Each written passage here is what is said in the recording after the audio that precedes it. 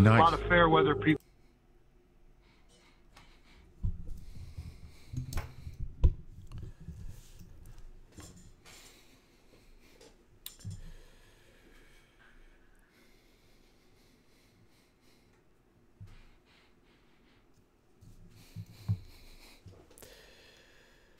All right. What up? What up, what up? All right, so if you haven't checked it out, here's a video that I made and then posted this morning. So enjoy. You know, I've just never really appreciated what the organization and what its fans really stood for, you know. Nice. A lot of fair weather people from across the country that just kind of fell in love because they're winners instead of having any type of emotional connection to the team whatsoever. It's just the arrogance, the organization, everybody, America's team. Right now, they're not winning right now, so, I mean, let's see how many people jump off their bandwagon and stay with them, so we'll see Sunday and try to get that W over.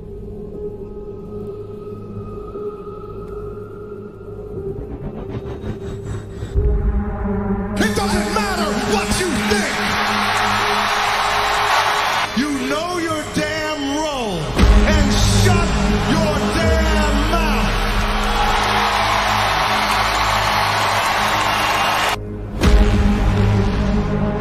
Be with you in a moment here. I'm Ari Temkin. This is Showtime, but right now you're checking out this awesome video that I made that if you haven't seen, like it.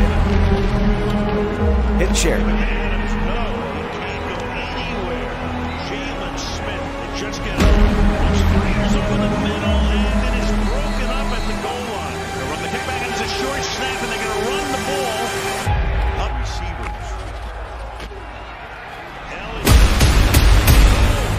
Hurdle. Outside the 20. Loses. Inside the 10 for a first and goal. I bet you he's dying there.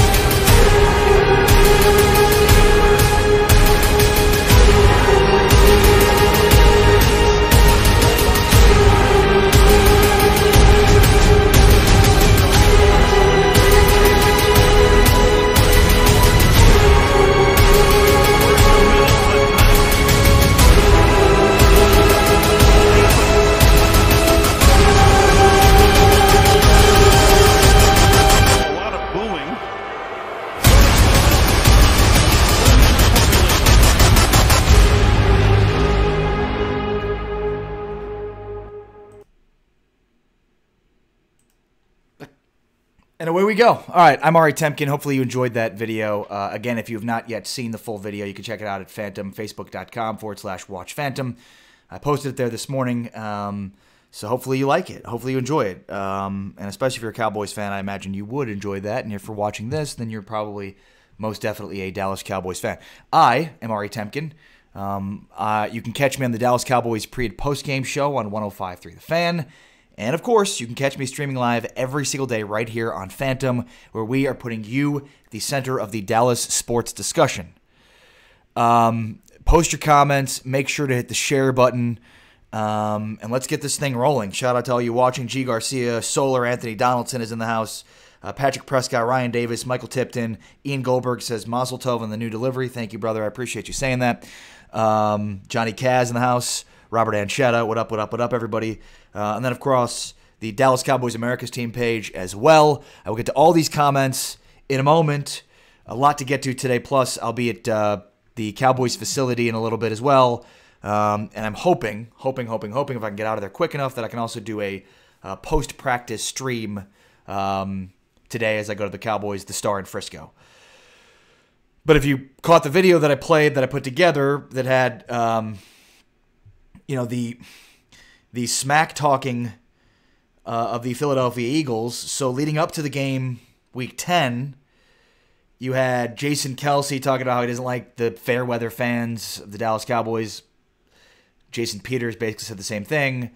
And then, of course, the Eagles boo their own players during halftime of that football game, thus proving who the fair weather fans truly are.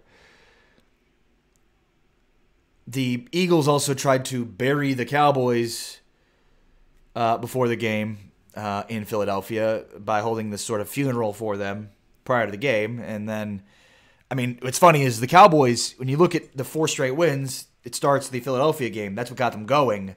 They were 3-5. They were hitting the road, 2 straight. Philadelphia and Atlanta. It looked like, man, this can be a lost season for them. But they got themselves going in that Philadelphia game. And look, I'm not going to say that the Cowboys, they won because, because of the smack talking. Because I'm just not one of those that believes that, that's like, there's just a lot at stake when it comes to these games. I just don't buy that there's like these extra incentive based on bulletin board material. But I also think, like, shouldn't you have learned your lesson, Philly? You talked a bunch of trash, lost the game, and then we have a guy named Camu Grugier-Hill, who's, I don't know, I mean, he's a special teams contributor and a guy that plays, 20 to 30 snaps a game for them, basically saying, hey, look at Dallas' history. They always choke, so go down there and make them choke. Which, always choke.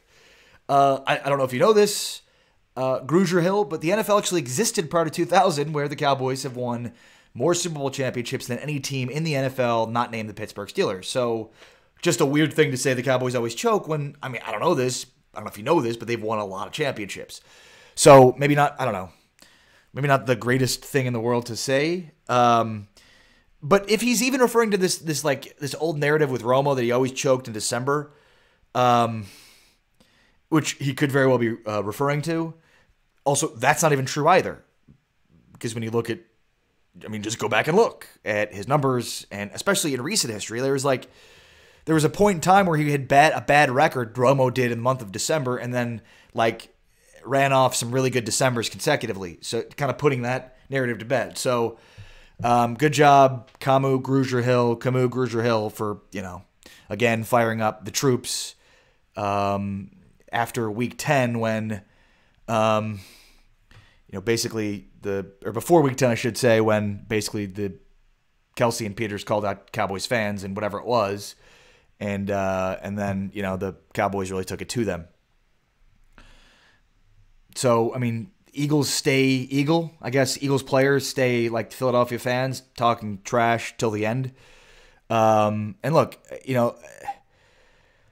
after we heard Jason Peters and Jason Kelce call out Cowboys fans for being fair weather fans, and as ridiculous as that was and still is, it was kind of like, you want this team to have your back, and that team at that point was 3-5, so it was kind of like, man, they're going to lose this game, and they're going to talk all this smack. The Eagles are about Cowboys and Cowboys fans. This is not a good place to be. And the Cowboys very much in line with Jason Garrett as the head coach and his message of not saying anything, not feeding the beast in those terms. They don't, they remain silent and let their on-field talking on-field demeanor do the talking, and the Cowboys went out there and won. All right, so again, look at Dallas' history. They always choke, so we'll go down there and make them choke. Okay, other than the fact that that's not accurate representation. If there's one team that seems to always choke, it would be the Philadelphia Eagles. The only exception to that would be last season when they won their one Super Bowl that they have. So scoreboard. All right, let's talk Cowboys and Eagles. And here's the question. Oh, Phil Knappen in the house. Eagles fans. Uh-oh. What up, Phil? How are you doing, brother? I'm enjoying what you guys are doing, despite the fact that I'm going to talk a lot of trash about the Eagles on this show today, buddy. Phil and Victor Knappen do great work, albeit for Eagles fans, but great work nonetheless. Let's see here on the Dallas Cowboys America's team page. Tommy Wheeler, Ryan England, Eric Colvin, John Kubert, Amber Ferris, Mark Potta, Damon Karen, all in the house. What up, guys? Mark Potta wanted to know who Filthy in Philadelphia. There it is. There's the comment from Filthy in Philadelphia.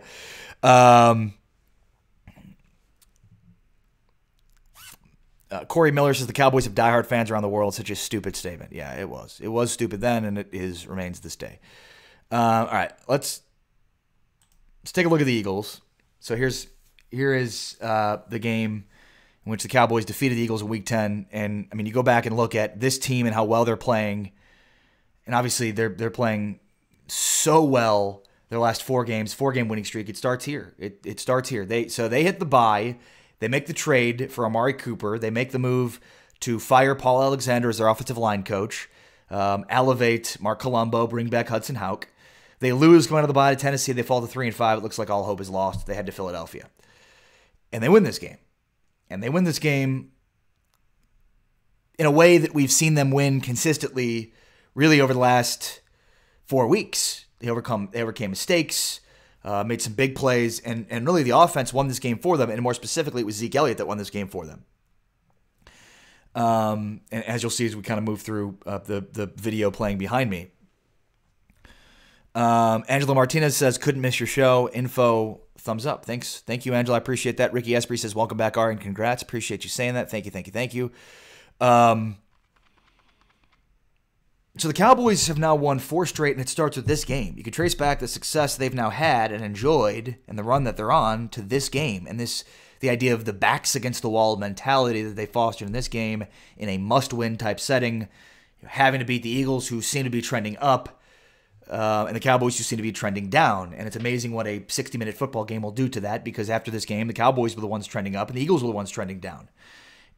But the team that the Cowboys beat in Week 10 in Philadelphia is a different team. This is a better Eagles team. Shout out Leighton Vander Esch. This was also his kind of coming out party on the national stage. As Leighton Vander Esch made big-time plays in this game. But the Cowboys are playing an Eagles team that is significantly different than the one that they beat in Week 10. So Joseph Candelaria says, all right, what's up, man? My Cowboys family says, what's up with Tavon Austin and David Irving? I'll give you an update on those guys in a little bit, but thank you. Shout out to those of you watching on YouTube. By the way, trying to navigate all the pages and channels we're broadcasting across. Quickest way to have your comments heard, read, discussed, interacted with, facebook.com/watchphantom, and don't forget to hit that share button while you're commenting.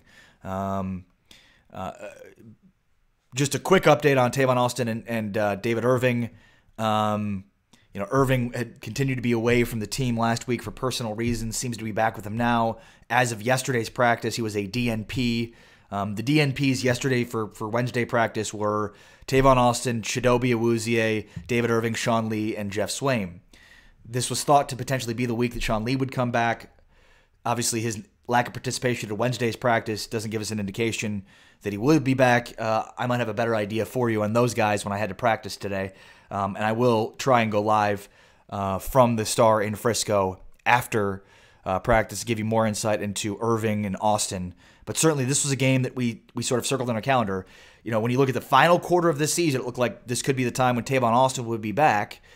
And there was a video circulating of Austin, doing some things and looking limber out there, working out. But DNP on practice yesterday for Tavon Austin.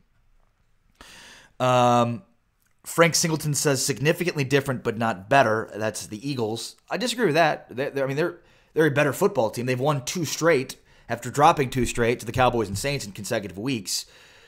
Now they beat the Giants and Redskins with Mark Sanchez as the quarterback. So the Cowboys are coming off much more impressive victories by any measure. But I mean, they're a better football team today than they were when they played a few weeks back. Now the question is, are they better enough to beat the Cowboys in Dallas? The Cowboys are now suddenly surging. And by the way, hit the share button if you've not yet already. We're approaching 200 concurrent, which I think would be badass because I don't know that I've ever hit over 200 concurrent. So 200. Let's see here. Jason Turner, any new info? Tavon Austin, Tyron Smith, Sean Lee, David Irving, Cole Beasley. All right, so here's the good information on that. Thanks, Jason Turner, by the way.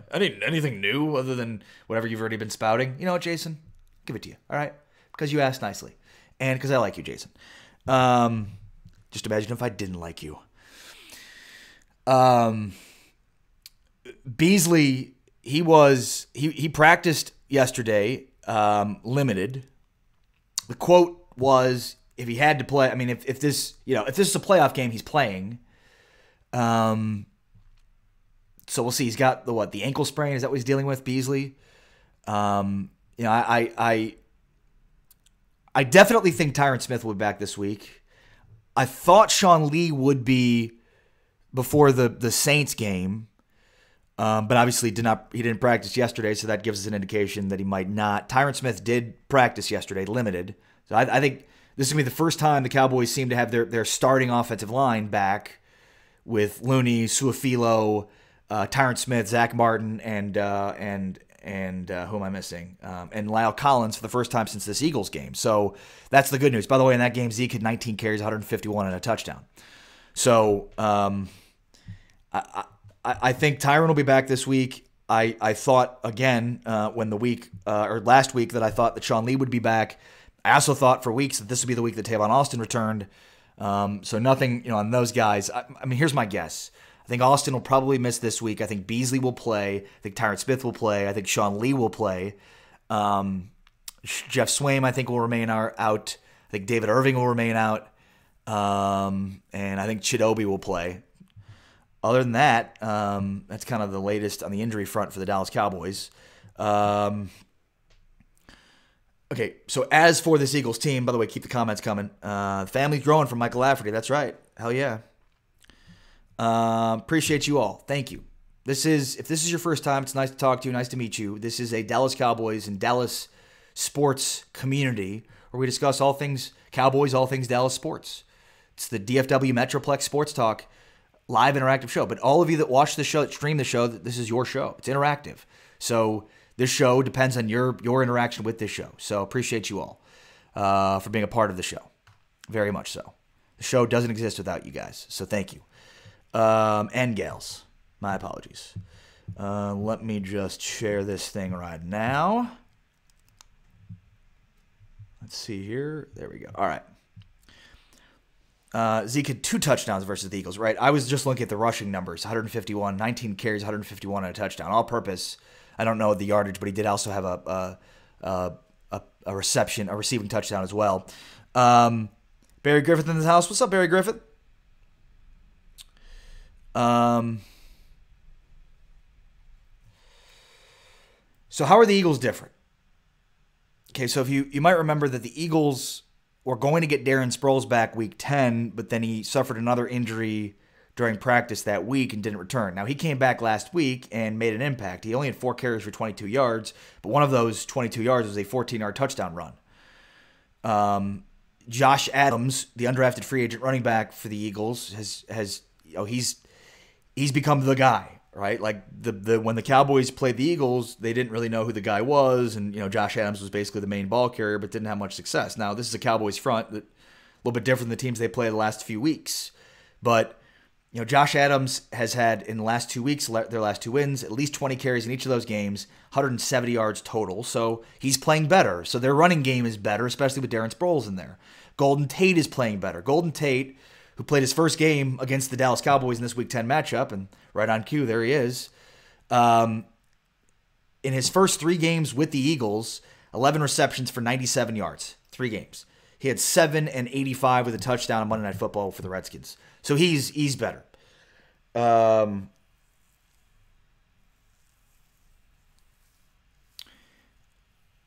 secondary. And this is the one piece that this is where, I mean, the Cowboys should feast on the Eagles. The Eagles lost by basically 100 points to the Saints because the Eagles suffered major injuries.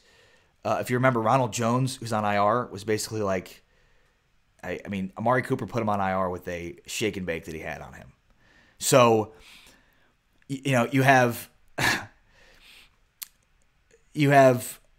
Ronald Jones out. Jalen Mills has missed a lot of the season. He could be back this week, but I doubt he will. Avonte Maddox is out. Who did I say? Ronald Jones. Ronald Darby is what I meant.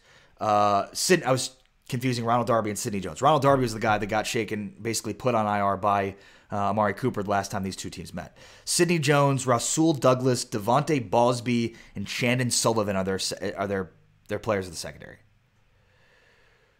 I mean, they're decimated by injury. Now they have some guys returning. You know, having Sidney Jones back in lineup is good, but when he's your best corner, you're in all kinds of trouble. And that's where they're at. You know, the Eagles, for them to have any chance in this game, they've got to get after Dak Prescott and sack him because they've got a pretty good defensive front. We've known that. Fletcher Cox and Long, and I mean they've got a good defensive front. So for the Eagles to have any shot at winning this game, they've got to win the battle up front on defense because otherwise, you know, the combination of Zeke Elliott in the running game and then Dak Prescott with the steady dose of Amari Cooper and whatever else they want to go with, like there's just no way. Gallup has started to emerge as you see him on cue. There's just no way that the secondary that's just been awful for them